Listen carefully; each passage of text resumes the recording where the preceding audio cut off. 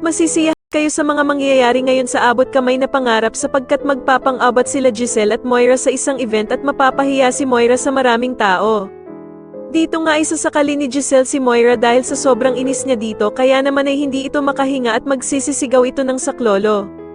Samantala ay maguguluhan ang isip ni Doc Robert dahil nga sa mga nangyari at panggugulo ng asawa niyang si Moira kaya naman ay makikipag-inuman ito kay Doc Ray.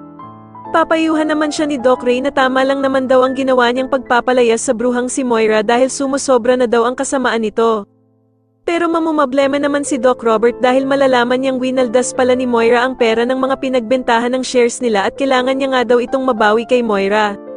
Samantala ay malalaman naman ni Giselle ang ginawang pangwawaldas ni Moira sa shares ng Apex kaya naman ay kukulo ang ulo nito at susugurin niya ang bruhang si Moira. Dito nga ipipilitin niya si Moira na ibalik nito ang mga perang pinagbentahan ng shares ni Doc Robert.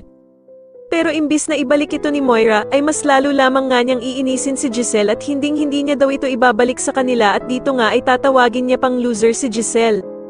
Kaya naman ay mapupuno na ang naiipon na galit ni Giselle sa buong pagkatao niya at dito nga ay hahambalusin niya si Moira at sasakal-sakalin niya ito ng mahigpit.